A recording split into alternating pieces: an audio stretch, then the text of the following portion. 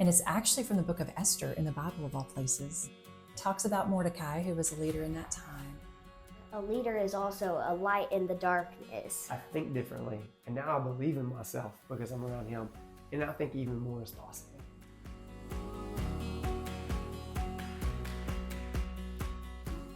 Welcome to Leading Lubbock, the podcast where we spotlight the voices shaping our city and beyond.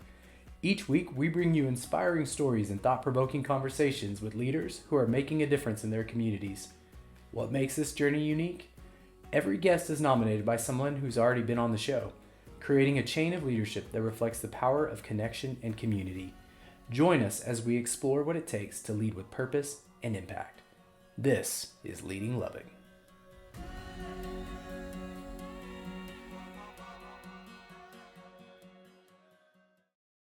Welcome back to Leading Lubbock. Today, a very dear friend that I get to sit with, Miss Audra Baldwin. Audra and I, we had the opportunity to work together when we first started. Very first. Same brokerage and launched pretty well side by side. And it's fun getting to watch where our journeys have taken us and get to see the success that you've had and the walk that you're on. And anyways, I'm excited today to dive into that and be able to talk to you about it so everybody else can hear and be inspired by you. So thank you for being here. Of course. Thank you for having me. I'm excited to be here. Absolutely.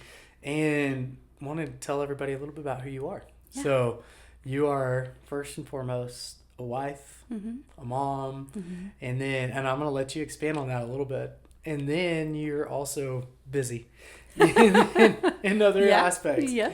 So an agent at eXp Realty, and then you're a growth advisor for a large team, and then a leveraged agent coach. Yes. So coaching other agents in the business. So love that we're very like-minded. Yes. In that we're both doing real estate. We both love to give of our time, resources, and growing other people. So I think today's going to be fun just because we've journeyed together a lot and we're kind of on the same path, and it's really neat. And would love for you to expand on the family and anything else in that. So Trevor and I have been married. Gosh, we just celebrated our 13th wedding anniversary.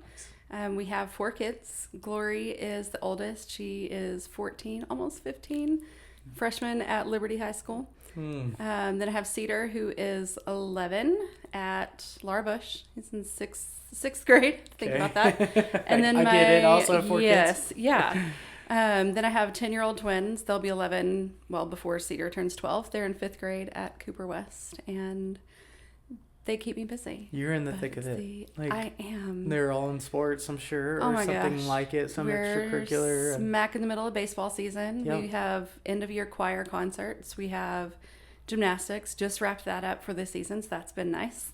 But it's, yes, you said I have a lot of things. I'm busy, but first and foremost, wife and mom. And that's always been my dream. So. Yeah.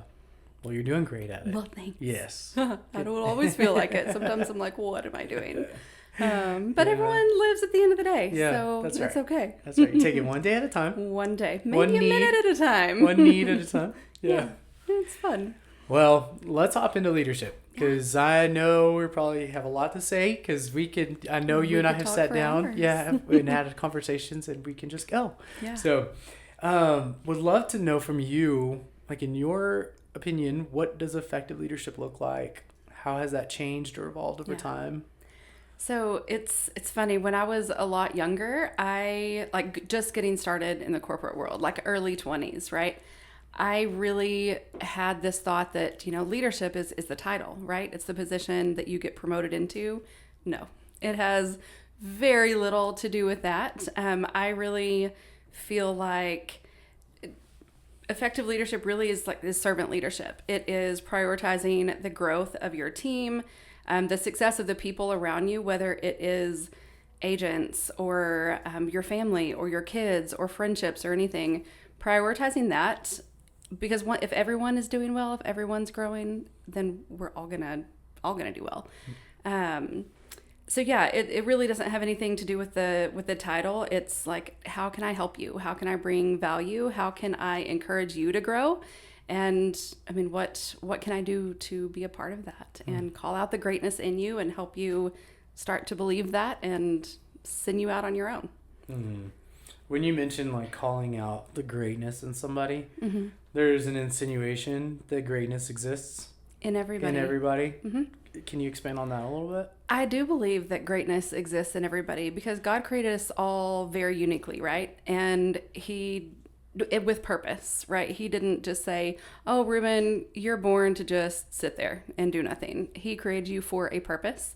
And I think we all have that inside of us, but I think the world, how we grew up, whatever it is, there can be so many things that push that down and we hide it. And sometimes we need other people around us to recognize that and to be like, hey, you're amazing at this, and just affirm that. And like, how can I help you bring that out? Because whenever we find that thing, that sweet spot that we are created for, gosh, everything gets so fun, right? You know, like when you find that spot, it's like, wow, like you just, easy isn't the right word, but things just kind of flow. Things kind of happen when you find that place that God's created you to do. Question for you on something I've been thinking about for a while. Yeah. Or at least in the last week. So there is, I agree with you. There's greatness. I kind of call it a superpower. Yeah. Inside of everybody. And in a conversation I had recently, I was challenged in that, like, does that just mean you need to keep changing things up until you find the thing that you're passionate about, or the role that you fit in that makes you come alive the most?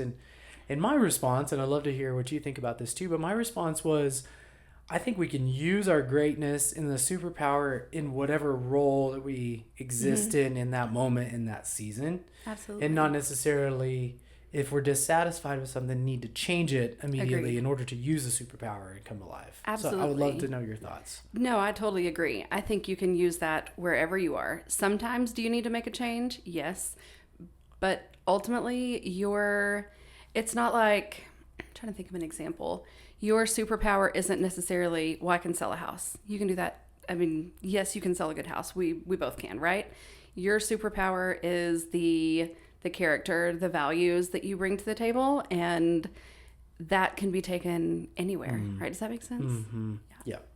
Okay. It's not just a task. So, yeah. That's kind of how I've felt about it too, and it's freeing. I think, to just know, like, this may not even be ideal right now, but how can I use my wirings, my giftings, my talent to excel and make the most out of where I am? Absolutely. Right now? And I love that you're coaching with people, that you're leading people, even your kids, to explore what that is internally, help them find it. Because I don't think you're necessarily going to call it out. No, I think I'm not going to say, oh, Fox, for example, you're good at these three things. This is what you need to focus on. I want to, if I see the things, I want to ask questions. I want him to discover that. Same with any agents that I'm coaching. If I can see their superpower, maybe it's covered up, but I want them to discover that, because how much more powerful is it if you recognize that about yourself and it's like, oh my gosh, I am really great at this thing, instead of, oh, well, she just says this about me, right? When you can believe that. And sometimes it just takes the right person asking you questions and just planting little seeds like, have you tried this or thought about this, or what would it look like if this, or you seem to really love these things and it lights you up inside whenever you're talking about it or doing it. What if you lean into that more? So you mentioned question asking, and I have heard and thought about just the power of question asking when it comes to coaching, when it comes to helping somebody in exploration or kind of break through a ceiling. Yeah. In your coaching experience, like, or in the things that you've kind of been training even in yourself, what do you feel like about, like, what does question asking mean to you? So I think asking questions is so incredibly powerful because it really gives people the opportunity to self-discover instead of just having someone give them the answers. I even in my coaching call, with my coach, because coaches have coaches, I was struggling with some things the other day, and at the end of it, we talked through it, had some answers at the end, and I was like, man, you just have all the answers all the time. He's like, no, you had all the answers. I just asked the questions. And I was like, dang, it really has kind of messed with my head because I've always wanted to be a better question asker. And I was like, okay, we all have the answers really to most of the things that we're struggling with. We've got the answers inside. We just need someone to ask the right questions to get us to think about it a little bit differently. And I think that's just really powerful to know too that, oh, these things are already in me. Yeah. We need help sometimes getting it out. Yeah. Man, and so many leaders, I feel like, feel the need to have the answer versus ask a question Yeah. to help them discover the answer. One, that limits, I feel like, the potential of the team, because now you just have one person leading and answering and guiding versus bringing more expertise in by asking the right questions of other people. Yep. Man, the power of, if we could all get together and just understand how to ask better questions, like communication would increase in our relationships, Everything would in be our better. leadership. Yeah. And I think we're just in this fix it, I gotta have an answer mentality, or else we might appear to be less than intelligent. That's exactly what it is. I think it's an insecurity almost in our own leadership. Even thinking back to my early corporate days, I wanted to have all the answers because it validated the role that I was in, right? But gosh, whenever I can figure out people to figure out the things on their own and go struggle through it a little bit, go get messy, figure it out, it is very freeing for me and my time. And if I can help that person realize that they can figure out those things and they can go out and lead a team or build something or do whatever they want to do, I just sent a ripple out into the world, right? Like by letting that person go, and I'm like, ooh, I had a little tiny part in that by asking a question and letting them kind of self-discover it. Yeah. And that doesn't make me less than because I didn't have the answer or give them the answer. I think it helps people grow more because they have to, it's just like going to the gym, right? You have to do the reps and stuff to grow. Asking questions and figuring it out is going to help that person grow. Yeah. I was going through a coaching training at one point in time to be a coach.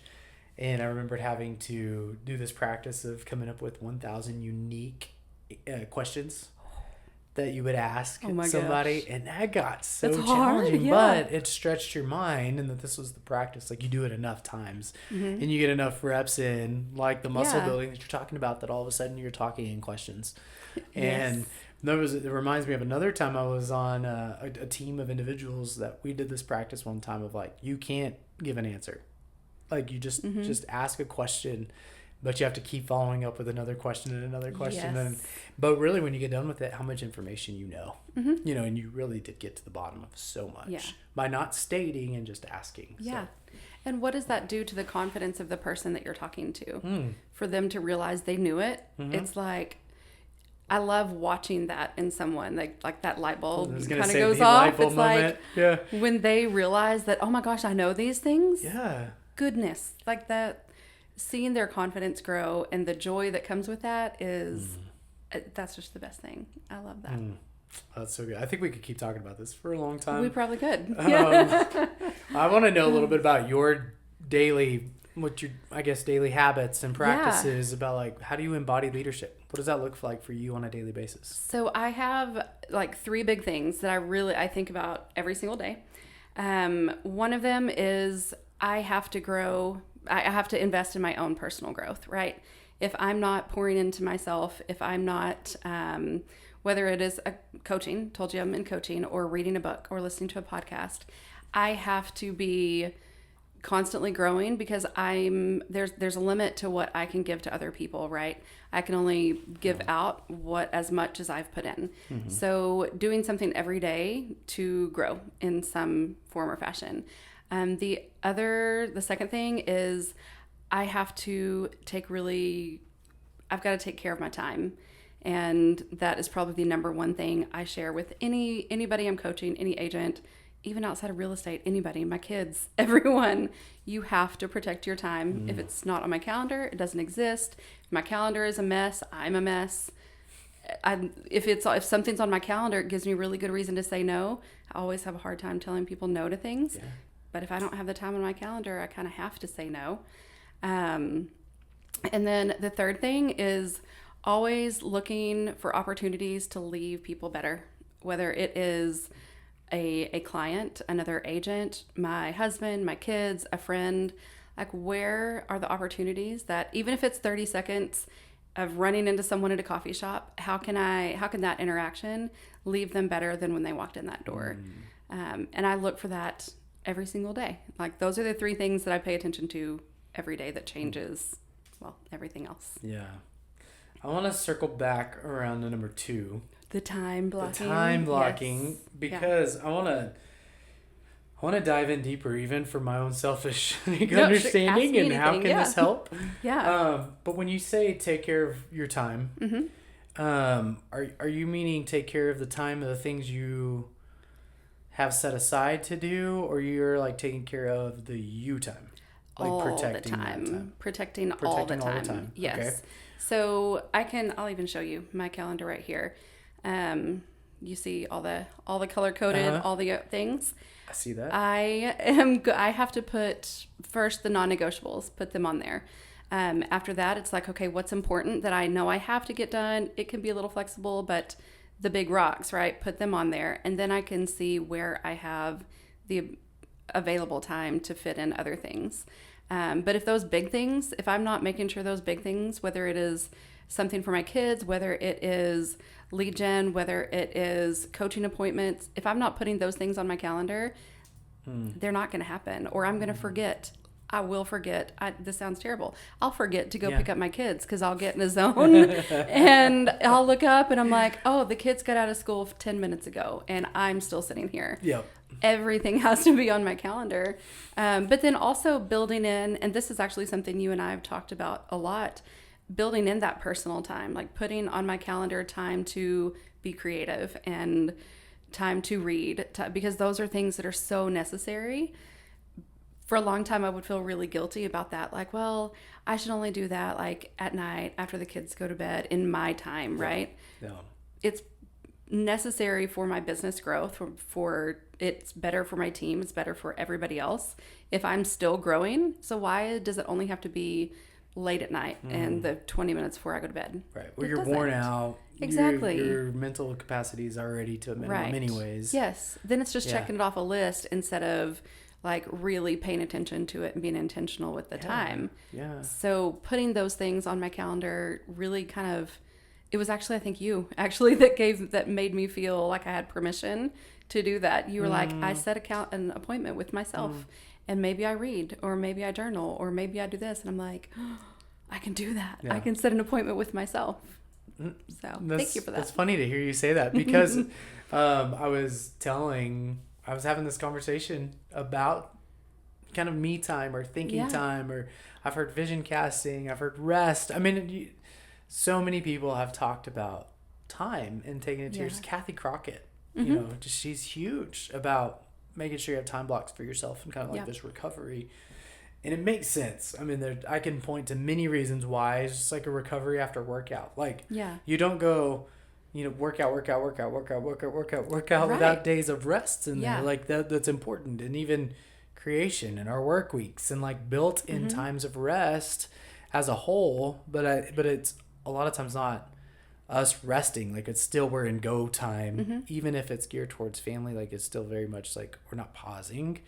So anyways, I've gotten so far away from that, and it's a good reminder that you say Bring it back. you told me about. You did. You're the long one time that ago. used, because I was struggling with that. Yeah. And you said, here's what I do. I Yeah. set an appointment with myself. So if someone says, hey, can you meet me during this time? You can say, hey, I have an appointment. Got an appointment. Yeah. Yeah. And that, man, we have so much all the time going on. You have 4 kids, you have a brokerage, you've got all these things. It's so busy. If you don't build in that time for yourself, how long are you going to be able to do all the things? Yeah. You're going to burn out. You're going to end up hating the things. And you don't need to hate it because you're made for it. Like you are created for everything that you're doing. You don't want to end up resenting that because you're so tired and worn out. Yeah. You gotta There's have so much time. to that because I think one, there's this guilt thing that people face of like, it just feels selfish to take time for myself. I think also that I have too much to do. There's no way that could even happen. I think we could create a million excuses about how, you know, it doesn't feel right to do it. And man, it fills the tank for the rest of the time when Yeah. you need it. And so I think productivity increase in the in the time when you 100%. are in it. Yep. But we're just like, it's so backwards. Yeah. It just feels So backwards. take that word selfish, right? What does it mean? Like if you break it down, the ish means about. So about self is all that word means. All selfish means. So why is it a bad word? Right. That's true. Like why is it? It's really because the world has told us it's a bad thing to just, oh, you can't just worry about yourself and take care of yourself, right? Yeah.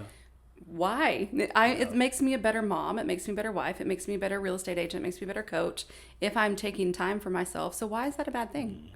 It's not. It's a really good thing. And you are more productive, not just when you take that time to refuel your tank, but when you take control of your time and really put everything on the calendar, you realize how much time you actually do have. But we waste it because we're like, oh, what should I be doing right now? Or we try to keep up with all of it in our minds. And it's like, if we just put it on there, we have all this extra time. Yeah. And so we get to the end of the day and it's not like, well, I don't need more hours in the day. I actually have that time because we're putting it all on there. Yeah. Man. So if I could drive home a point here, this is something that I think we can get, I don't know, maybe we don't think about it often, but if somebody asks you to have an appointment with them, it's really hard to commit to it and then like minutes before say, you know what, never mind. I don't want to do that. I'm going to go ahead and text her and say, hey, we're off. I'm going to not do it, right? We're usually pretty good at committing, I would say, and like making it to our commitments unless life happens, and it Absolutely. does. And how easy it is, like, to put something on my calendar for you. me, Yeah. even if it's priority driven and it's good for business and it's good, like, but it only involves me. Yeah. Just the ease of minutes before something interrupts and you're like, well, it was just it's not, it wasn't an appointment, and then we can erase that and move on. So why do you deserve less than that other person? Like, Yeah. why is your value, like, it literally is telling yourself that you aren't worth as much, Right. that your value is less than that other person. And it's like, why? Yeah.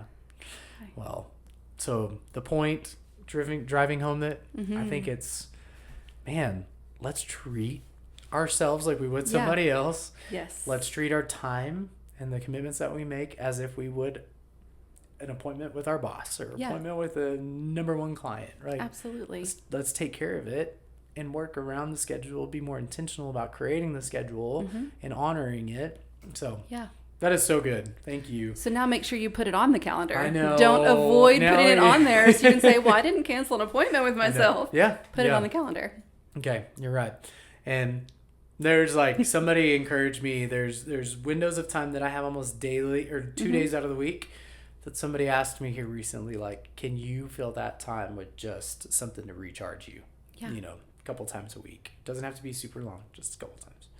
What if it's sitting down? You've got all these books on your shelf. What if it's literally sitting there and reading a book for 20 minutes? Yeah. That 20 So minutes. you're turning the table on me here. Usually Sorry. Now I've got homework. This is what we do. No, You do this have is homework good. now. This is good. And it is something that I've said for a while. It needs to just happen. And that would be my encouragement to anybody listening here is, you know, what would I do in that time? What would I do in that window? Just sit. Let your mind just come up with things. And I think it's okay to even not know what you're going to do. Take a journal and a pencil, you know, and just see what happens. Yes. Right. So, yeah. Okay. So has there been a pivotal moment in your career life that's shaped who you are today? I mean, I think there's probably been multiple, like we all have like different defining moments or whatever throughout our life. I guess the one, like who I am today, when I think about it from a real estate perspective and how that kind of took our life on a turn, was when I realized that all the opportunities that we have in real estate, it's not just selling a house to get a paycheck, right? It is, we can build a really profitable business. But even bigger than that, we have the opportunity, like for me personally, my dream from the time I was a little girl was to be a mom. Well, we also have 4 kids and 4 kids are expensive. So I still have to have a job, right? But real estate provides a way for me to have a really great job and still be the mom I want to be. And so when I realized that, I was like, that's pretty powerful. And I'm super passionate about that. and helping parents see that, like, look, you can do this. I work school hours. It's been that way from the beginning. And when I realized the potential that real estate could be and still be able to do that, I was like, oh my gosh, I'm going to make something great out of this. Yeah. And I realized that because I had great leadership at the time. It was like, hey, this isn't just a job where you're just going to show up, get a paycheck, show up, get a paycheck. Like, you've got some great opportunities here. Like, I can still remember almost to the day. It was actually after a closing with you. It was like my third closing ever, and it was with us. Yeah. And I remember coming back and talking to one of my team leaders, like, this is amazing and fun. And he's like, yeah, this doesn't have to just be just this one, like, just an 8 to 5, right? Like, you can make good money and still go pick up your kids from school. And then when I built that, when it was doing really well for us, realizing I can now take this into coaching and share this with other people so they can have that same freedom and not have to have that.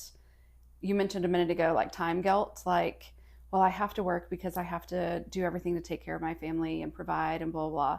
But then I'm missing out. I feel bad because I'm missing out on time with my kids and time with my family.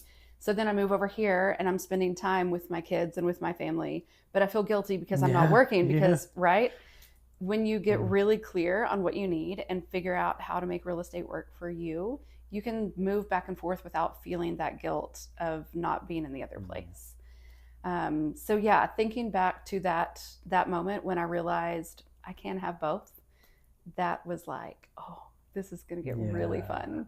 And it is. Yeah, you've made a lot of it. So fun. Yeah, you've taken it and built your passion into it too. Yeah. Just leading other people, encouraging other people. All what started with selling houses, right? And making dreams come true, which is still a huge part of it. But I now just you wanted get to help other people get a paycheck. And then I was like, oh, wait. Yeah, this more. Is so much bigger than that. Yeah. And even real estate itself, what a cool ministry, because we have the opportunity to help someone through a really stressful thing, a really big thing. But finding their home, which is where their life happens and where memories are made, and I get to be a part of that. Like, goodness. Yeah. Like, how incredible is that? Yeah, for sure. Well, I love that you've, like, what you were already in, saw how the door could be opened to so much more. Like, it was just an entry point into what's possible. And I my hope good would be leadership.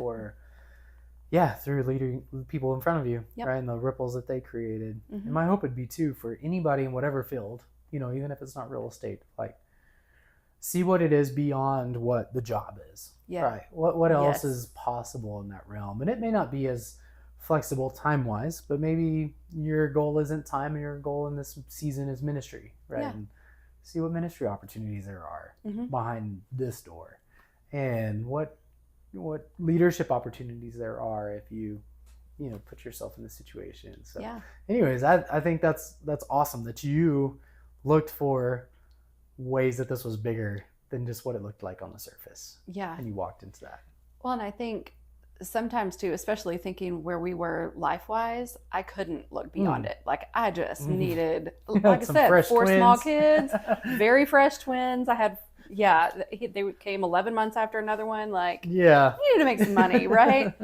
And I think I had to make a little bit of money to get some relief to be able to be like, oh, this could be something like really life-changing, not just a paycheck. Yeah. So.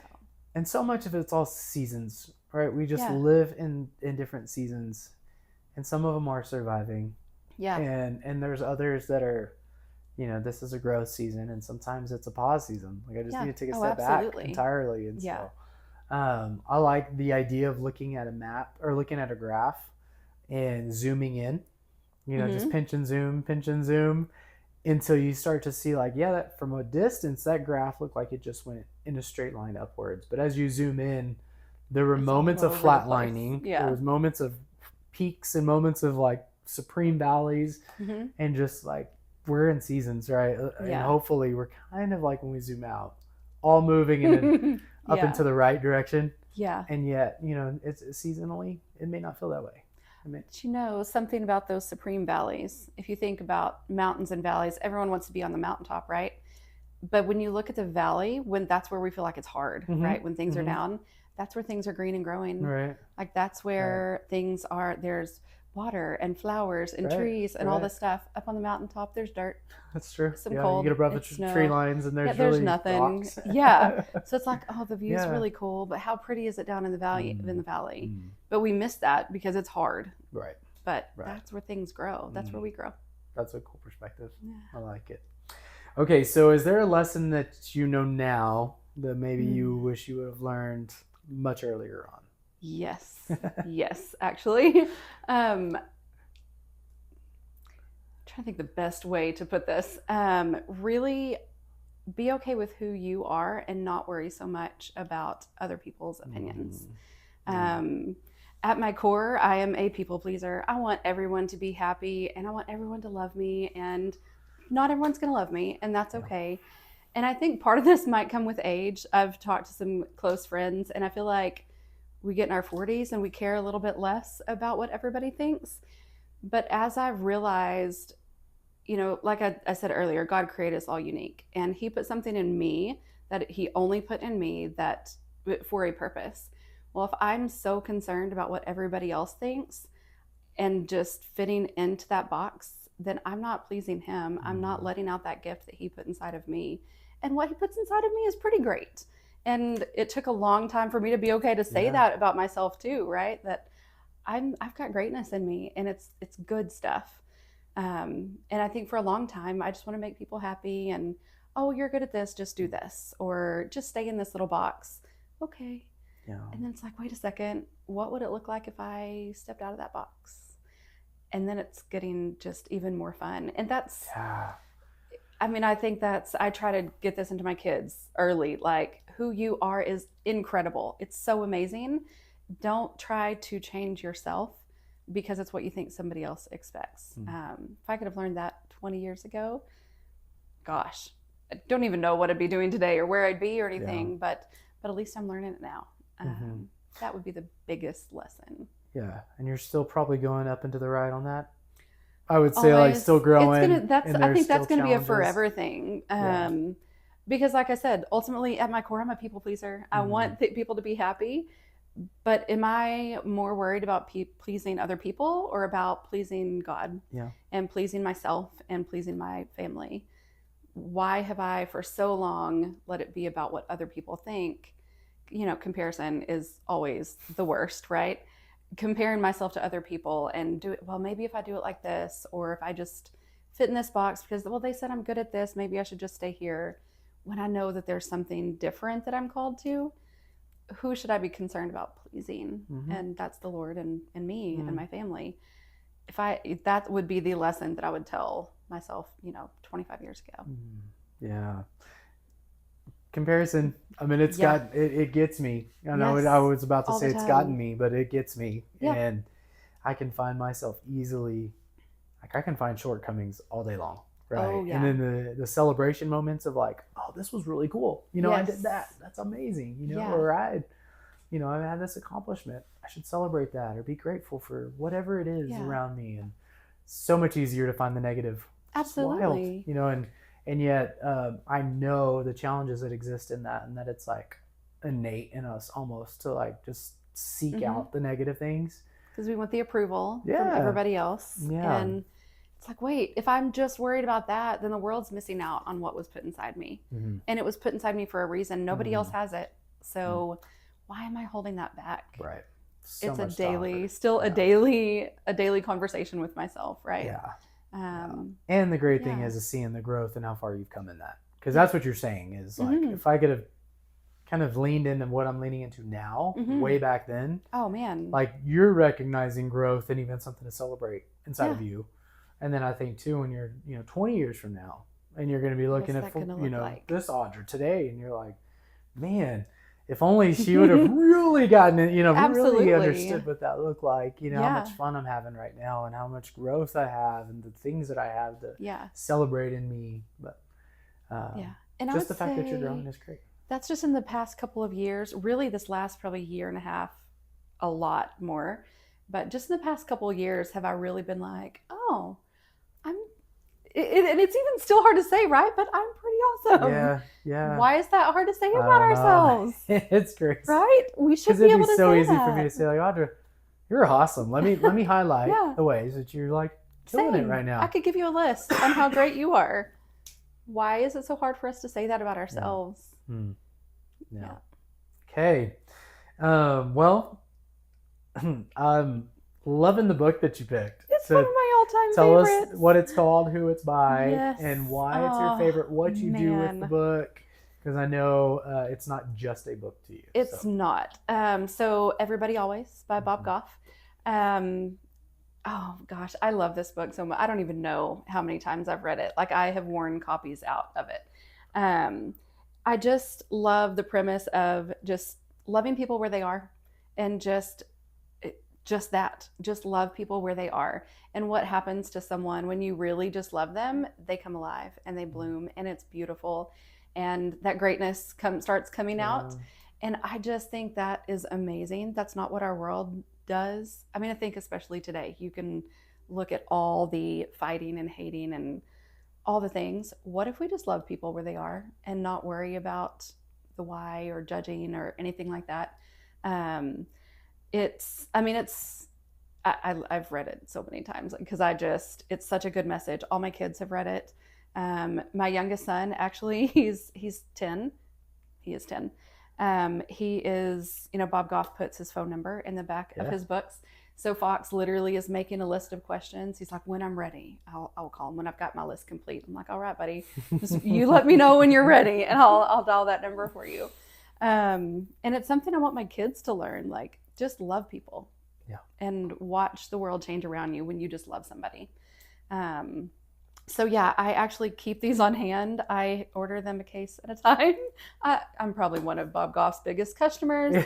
I love it. I've given out, it's my favorite gift to give. And I love getting the messages like, this really challenged me. Like, it's really making me think differently. I'm like, good. That's the purpose. And it's not my words, it's his, but just love people where they are. Like, that's really ultimately my calling, like my lifelong calling is just to love people well. Yeah. And this book just embodies that. Yeah. And I love that you carry it with you. I love that you hand them out. I think that a lot in of itself them. is just so neat because even shows this expression of love when you're with people, of like, here's a gift for you, and I want to say that you just embody that really well.